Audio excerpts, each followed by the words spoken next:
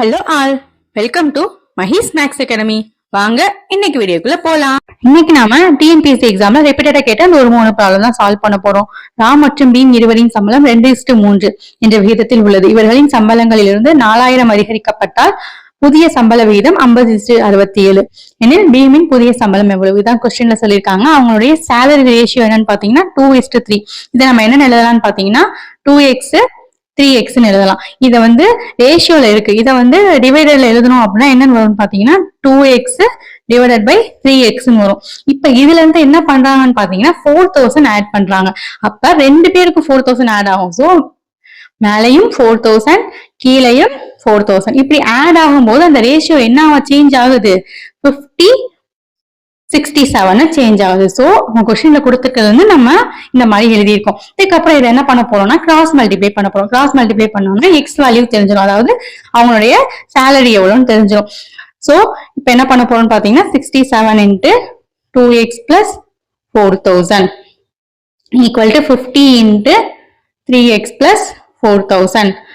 So இதுக்கப்புறம் என்ன வரும்னு பாத்தீங்கன்னா 134x plus equal to 150x plus 2 lakh இந்த மாதிரி வரும். இதை என்ன சிம்பிளிஃபை பண்ணோம்னா நமக்கு என்ன கிடைக்கும்னு பாத்தீங்கன்னா 16x equal to 68,000 கிடைக்கும். இதுல இருந்து x ஓட வேல்யூவை ரொம்பவே சிம்பிளா நம்ம என்னன்னு ஃபைண்ட் அவுட் பண்ணிடலாம். 4250 கிடைச்சிருக்கு x ஓட வேல்யூ. இந்த x வேல்யூவை இந்த ரேஷியோல போட்டோம்னா ராம் அண்ட் பீம் உடைய ஆக்சுவல் சேலரி என்னன்னு தெரிஞ்சிடும். அதுக்கப்புறம் என்ன பண்ணிடலாம், அதுல ஒரு 4000 ஆட் பண்ணோம்னா அவங்களோட இப்ப உள்ள சேலரி எவ்வளவு அப்படிங்கறத நம்ம ஃபைண்ட் அவுட் பண்ணிடலாம். சோ எக்ஸ் உடைய வேல்யூவை இப்ப பீம் உடைய ரேஷியோல போட போறோம். பீம் உடைய ரேஷியோ என்னன்னு பாத்தீங்கன்னா 3x இல்லையா? சோ 3 into x-க்கு பதிலா 4250 இதை போட்டோம் அப்படின்னா பிளஸ் வந்து இப்போ ஒரு 4000 ஆட் பண்ணிருக்காங்க. அதையும் என்ன பண்ணிக்கிறோம், நம்ம ஆட் பண்ணிக்கிறோம். அப்படி ஆட் பண்ணோம்னா ஃபைனல் ஆன்சர் என்னன்னு கிடைக்கும், நமக்கு இந்த வேல்யூ கிடைக்கும். நம்ம சால்வ் பண்ணிட்டோம். இதே மாதிரி இன்னும் 2 ப்ராப்ளம் இருக்கு, அதையும் பார்த்துட்டு வீடியோ க்ளோஸ் பண்ணுங்க.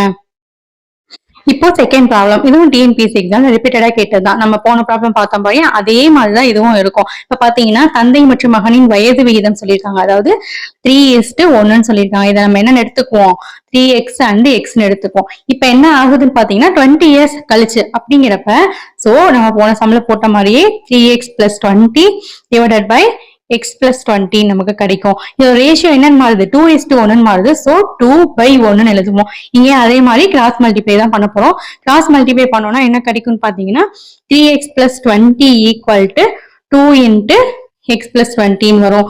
இதை சிம்பிளிஃபை பண்ணோம்னா நமக்கு என்ன கிடைக்கும், x equal to 20ங்கிற வேல்யூ கிடைச்சிடும். சோ x வேல்யூ தெரிஞ்சிருச்சு. இப்ப அவங்க 2 பேரோட ஏஜ் ஈஸியாவே ஃபைண்ட் அவுட் பண்ணிடலாம்.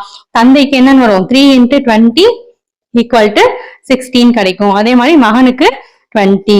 சோ நம்ம சால்வ் பண்ணிட்டோம். இதே மாதிரி இன்னொரு ப்ராப்ளம் இருக்கு, அதையும் பார்த்துட்டு வீடியோ க்ளோஸ் பண்ணுங்க. இப்போ தேர்ட் ப்ராப்ளம், இதுவும் டிஎன்பிஎஸ்சி எக்ஸாம்ல ரிப்பீட்டடா கேட்ட ப்ராப்ளம் தான். ஒரு கல்லூரியில் உள்ள மாணவ மாணவியரின் விகிதம் 6:5. மாணவ மாணவியரின் எண்ணிக்கை 20% மற்றும் 10% அதிகரிக்கும் போது கிடைக்கும் புதிய விகிதம் எவ்வளவு? தான் கொஸ்டின்ல சொல்லியிருக்காங்க. ரேஷியோ பாத்தீங்கன்னா 6:5 சொல்லியிருக்காங்க. சோ அதை நம்ம என்னன்னு எடுத்துக்குவோம், 6x 5x எடுத்துக்குவோம். இப்ப எக்ஸ் வேல்யூ நம்மளால ஃபைண்ட் அவுட் பண்ண முடியாது. நம்மளாம் என்ன பண்ணிக்கிறோம் அப்படின்னு பாத்தீங்கன்னா 100 நம்மளா அசியூம் பண்ணிக்கிறோம். எதனாலன்னு பாத்தீங்கன்னா 100 எடுத்தா ஈஸியா சால்வ் பண்ண முடியும், அதுக்காக தான். சோ அப்ப மாணவர்களின் எண்ணிக்கை என்னன்னு மாறுது, 600 மாறிடுது. சோ 6xங்கிறப்ப 6 into 100 600. அதே மாதிரி மாணவரின் எண்ணிக்கை 5x இல்லையா? சோ 500 கிடைக்கும். இப்ப இதுல என்னன்னு பாத்தீங்கன்னா மாணவர்களின் எண்ணிக்கை 20% அதிகமாகுது. So 20/100. So the answer is 120. அதே மாதிரி மாணவரின் எண்ணிக்கை எத்தனை சதவீதம், 10%. சோ 10/100 50. சோ ஏற்கனவே எத்தனை மாணவர்கள் இருந்தாங்க, 600. 600ஓட இப்போ ஒரு 120 சேரும் போது இப்ப மொத்தம் 720 மாணவர்கள். அதே மாதிரி மாணவியர் வந்து ஏற்கனவே 500 இருக்காங்க, இப்போ ஒரு 50 சேரும் போது 550. இப்ப இதை வந்து ரேஷியோல எழுதணும். ரேஷியோல எழுதுறதுக்கு முன்னாடி ரெண்டையும் என்ன பண்ணிக்கலாம், டிவைட் பண்ணிக்கலாம். டிவைட் பண்ணும்போது பாத்தீங்கன்னா 720 divided by 515 வரும். சோ இதை வந்து நம்ம 0 கேன்சல் ஆகும். மத்தபடி வேற எதுவும் என்ன பண்ண முடியாது, சால்வ் பண்ண முடியாது. சோ ரேஷியோல எழுதும் போது 72:55 நாம சால்வ் பண்ணிட்டோம். இது போல மேலும் வீடியோக்களை பாக்குறதுக்கு சேனலை மறக்காம சப்ஸ்கிரைப் பண்ணுங்க. ஃப்ரெண்ட்ஸ் அண்ட் ஃபேமிலி கூட ஷேர் பண்ணுங்க. தேங்க்ஸ் ஃபார் வாட்சிங்.